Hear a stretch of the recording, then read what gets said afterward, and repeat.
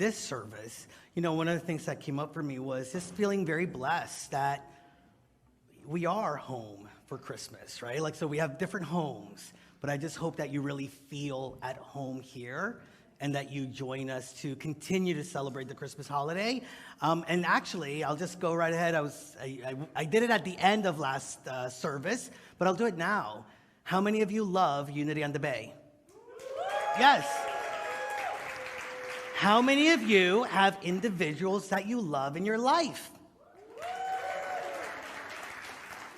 How many of you have been thinking about bringing some of those two things together, right? So this is just a perfect opportunity of bringing things that you love, people that you love into community together. So I really invite you to this week reach out to friends, to family, and invite them to be a part of our full Christmas schedule. We have some really wonderful services. We have New Year's. It's just a really great time to be able to celebrate with each other in community and with the people that you love, the additional people that you love. So I also just want to say, I want all of you to know how much love is present in the Board of Trustees.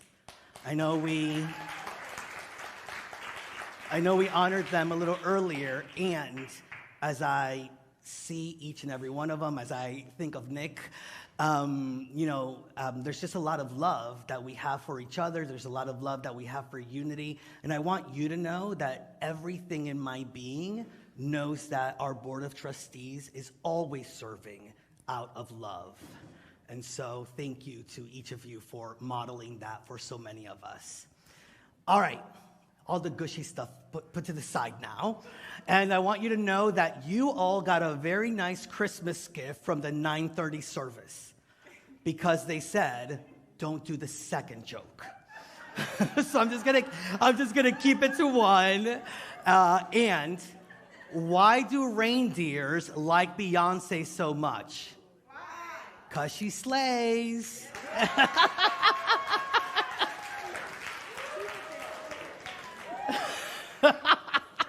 Did you like the additional piece? Okay, yeah. That's what I was working on earlier. All right. Well, some people are asking for the second joke. I know to listen to the first service, but Jody, if you want to hear it after the service, I'll be more than happy to share it with you. And if it works, we'll bring it back next week.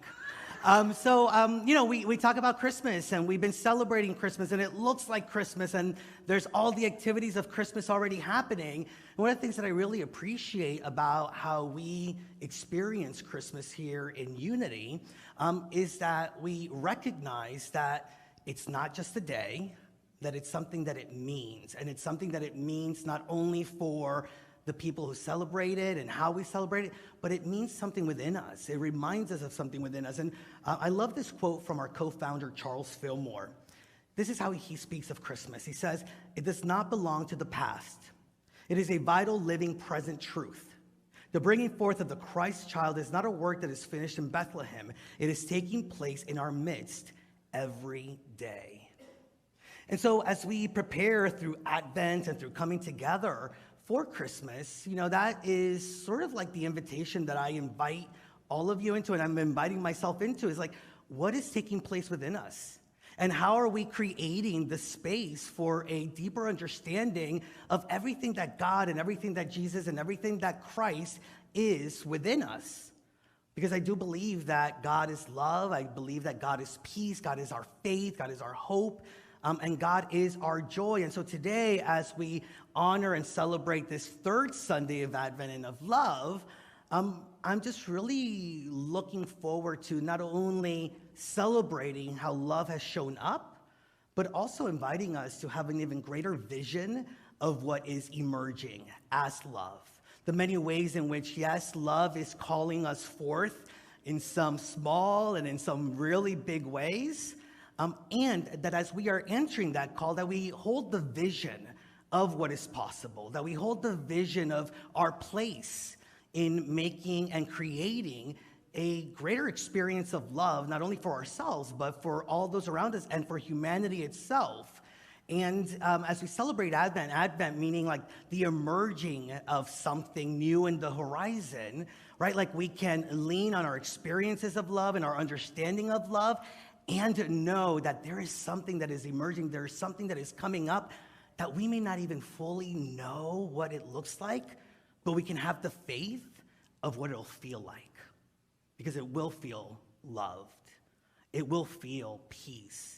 It will engender within us a greater sense of joy and happiness and abundance and prosperity, not only for us, but for all of humanity. And so this is really a celebration of what has been and a celebration of what we get to hold as the possibility this Christmas holiday. Now, let's see if some of you get this at this service. Everybody say love. Love. Everybody say love. Love. Everybody say love. Who knows where that's from? Oh, good. At the first service, they didn't know. And yes, Unity on the Bay, we are the kind of community that quotes RuPaul and RuPaul's Drag Race. So one of the things that is clear for me is that in order for me to experience love, I have to share love. Have you found that when you sort of share your love with others, you get a greater sense of what it actually feels like and what it looks like, and sort of like the fabric of what love is as we are in love and sharing our love with other people?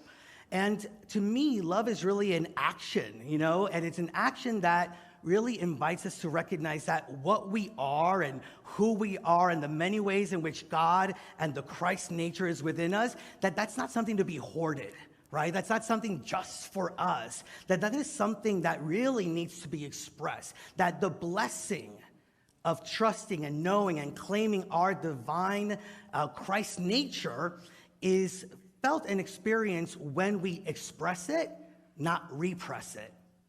And so today, I really invite us to think about the ways in which we are expressing love, the ways in which we are being invited to express love, and yes, even the ways in which we may be repressing love. Because if you're having some similar experiences as I am, there are times when, I know what love is trying to inspire in me, the actions, the words that it is trying to. And there is something, right? It's like, oh, that would be so lovely. Yes, that would be so great. And I'm going to know, like that. I'm going to repress that because I need to show up in a different way, or because people may not understand, or just because there's something within us that may be fearful of being misunderstood or fearful of just not getting it right. And so the opportunity this week is to really check in about that. What are the ways in which not only are we being invited to express love, but what are the ways in which we have kept our love small and repressed it? Where are those places within our own lives? And quite honestly, where are the places within the world where that love and that peace and that harmony is being repressed?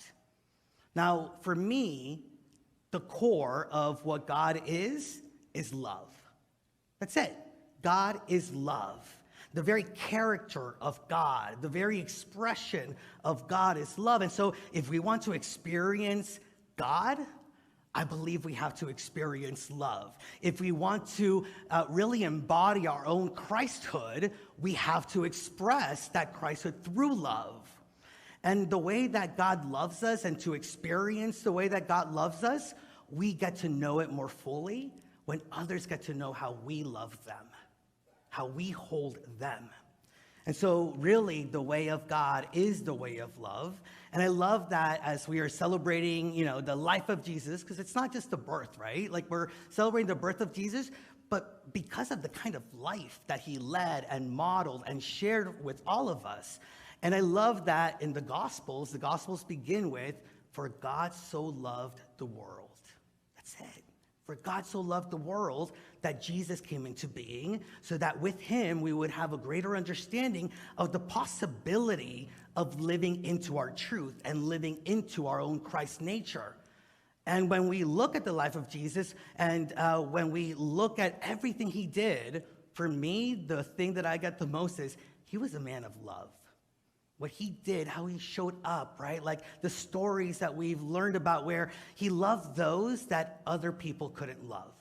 He loved those that were on the sidelines, that were ostracized, right? Those that either people didn't think they were worthy of love, or even they themselves didn't think that they were worthy of love. How many times have we felt put to the side? And how many times have we put ourselves to the side, right? But he loved the sick, he loved the poor, he loved his enemies. How many of you have been working on that one for a lifetime, right? Love was the core of his message. And one of the things that I really was sitting with today is like, also when Jesus speaks and affirms and claims the Father and I are one, what I get out of that is what we now hear quite a bit is love is love. God's love was Jesus' love, was Christ's love, is our love. Love is love is love. And it reminds me of the way in which Khalil Gibran speaks of Jesus. How many of you have heard of Khalil Gibran and the Prophet? How many of you knew that he actually had other books other than the Prophet? A few, okay, good. Well, he did, and there's this beautiful book that he has where he writes about the life of Jesus from the different perspectives of all the people that were around him. And so in Jesus, the Son of Man, Khalil Gibran shares this about Jesus. I would tell you more of him, but how shall I? When love becomes vast, love becomes wordless. Think about that kind of experience where we may not even need to use words because our very essence inspires that feeling of being loved in those around us, that our actions, right, speak louder than even the words. And that's part of what we're really invited into this week, to really live into and act from the place of love. Could our love be the same way? Yes, right? Could our love be the same way in which it was described? Yes, wordless and felt and experienced deeply. Could the love that we express be so vast that not only does it lift up our own life and those around us, but it lifts up people in a completely different continent? I believe that, yes, it can, for we are all united, we are all one within our togetherness. That is the experience of God that we are each a part of. And when we recognize our own divinity, what we're really doing is recognizing our connection to God, recognizing our connection to Jesus through the Christ that lives in each and every one of us. And what would it look like if we could really harness that power? To really not only say we're going to celebrate with an essence of love, but to actually harness everything that core love is within us. And so here now, we get to ask ourselves how we can re-engage with that power that is love, and even ask ourselves, what are some of the limitations that we have placed on the power of love? Like, do we believe that it can move mountains, right? Like, do we believe that it can shift a relationship? Do we believe that it can shift the experience that other people are having, people that we may not even know? Could we believe in the vision that we hold out of the presence of love?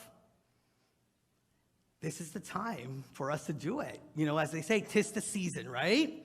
'Tis the season. Hamilton Wright Mabie says this about this season. He says, blessed is the season which engages the whole world in a conspiracy of love. That's what we're getting into. That's what we're living into. Everybody say love. Love. Everybody say love. Love. So one of the things that I really was thinking about, and actually it came up because I was talking to somebody last Saturday at an event, and how many of you remember when those bracelets came out with what would Jesus do, WWJD? What would Jesus do? Remember that? And a lot of people were having it. In Unity, I remember that we started doing the what would love do, WWLD, because it's one of the same, right? What would Jesus do? What would love do? And it's an invitation for us to really like have the courage, the strength, the wisdom to ask ourselves that very personal question, that very powerful question that not only leads into our abundance and joy and the experience of God that we get to have in our lives, but it also is part of the evolution of consciousness, and it's part of the evolution of humanity into a greater awareness of the power of God.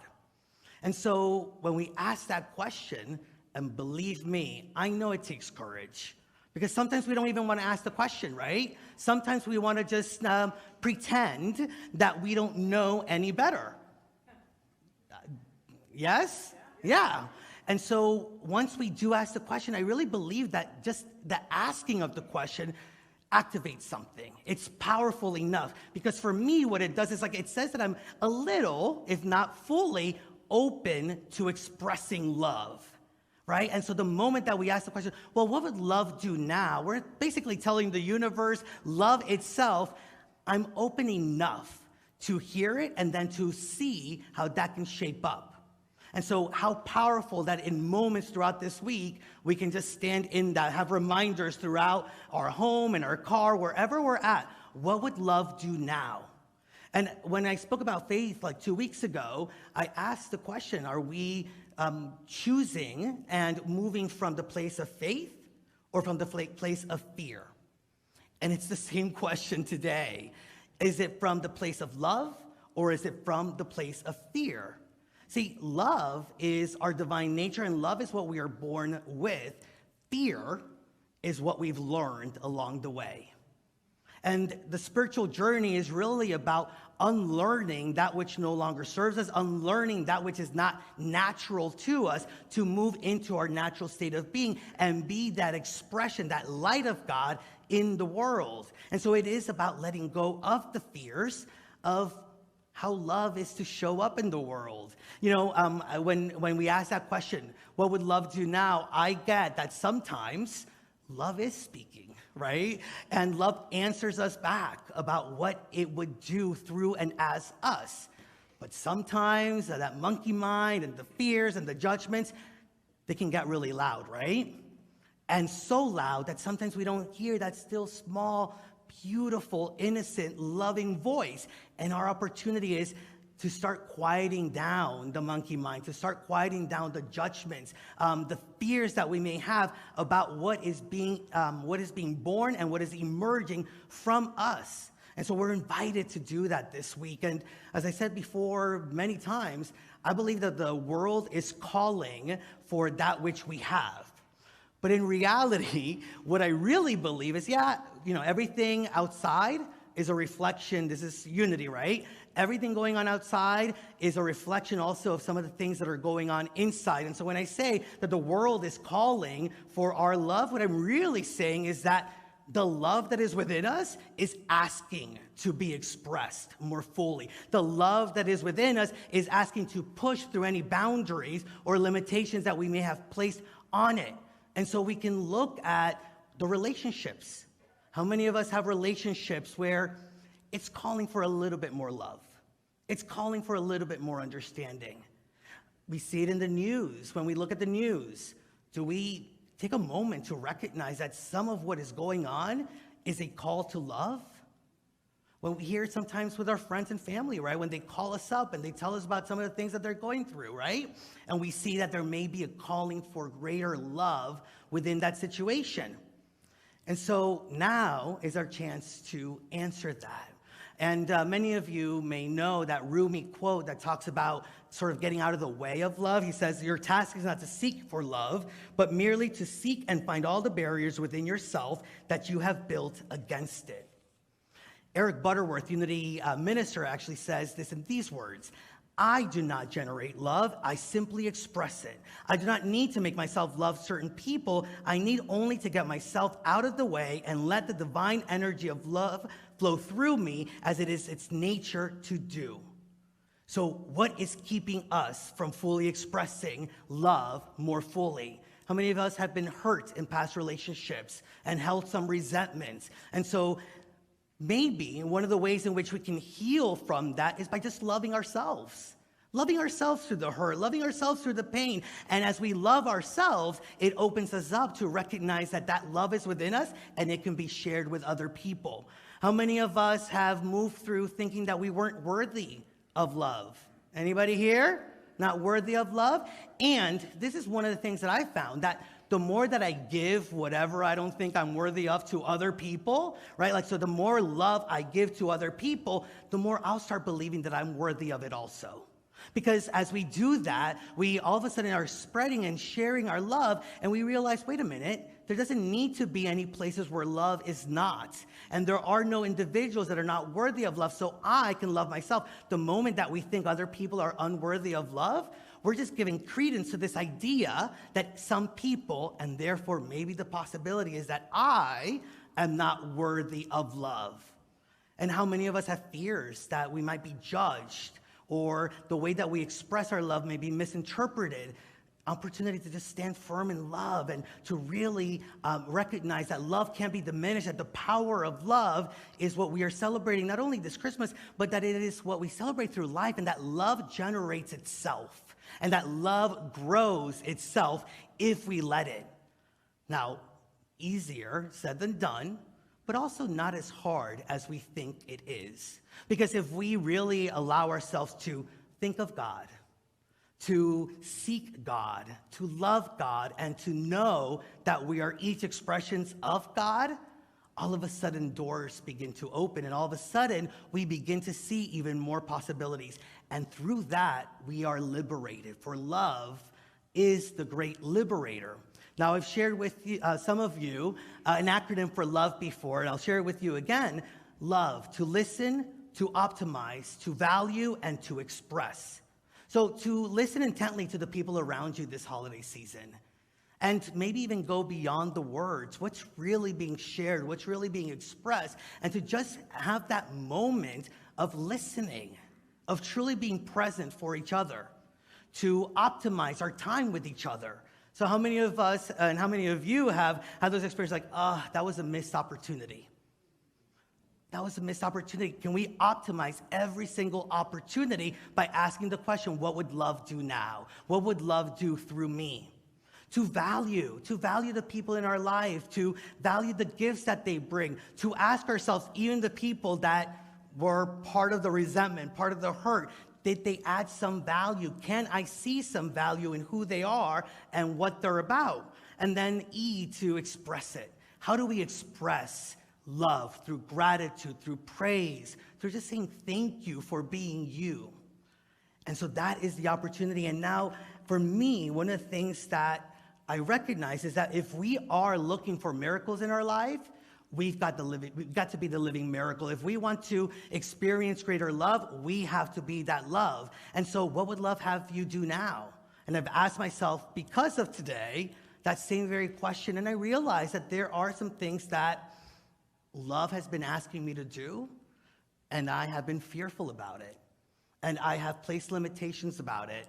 And it's so funny because actually, one of the things that I realized is that the thing that I've been fearful about is to just have a conversation about what's going on between Israel and Gaza, and how that could be felt or heard or understood. And, you know, God is so great that at the 9:30 service, God put in that third row one of the main leaders from Temple Israel, you know, and some of the things came up again for me. But it's really an opportunity that I see, because when we look out into the world and we look at the things that are falling apart, could we see how maybe some things are falling into place?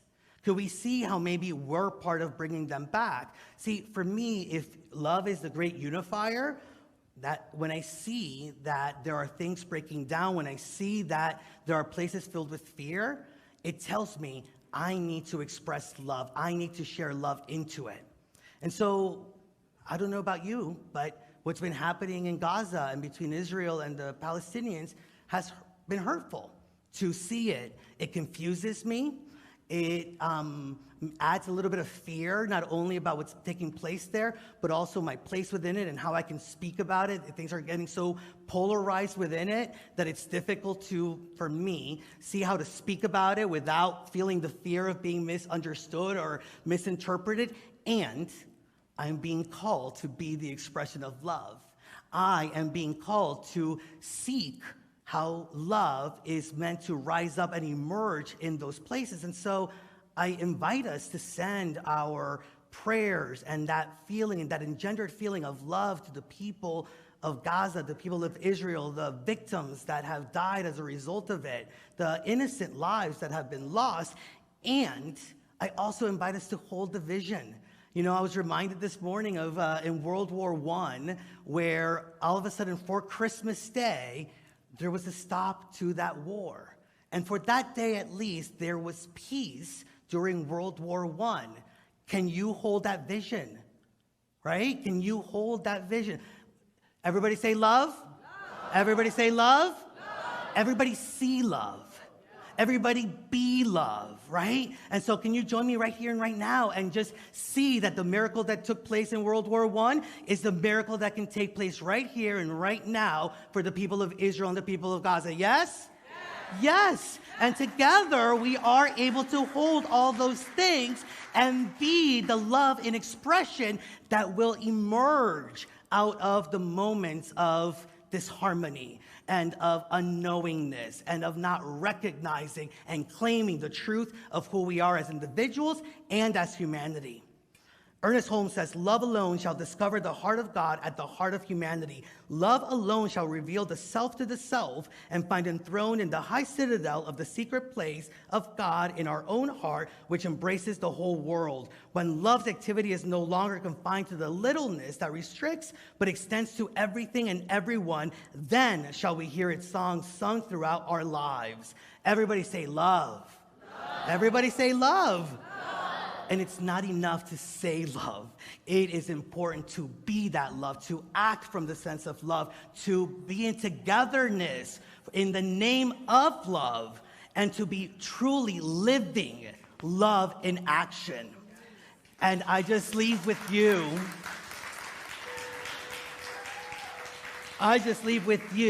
the Bible verse that really makes it just come true for me, makes it real for me.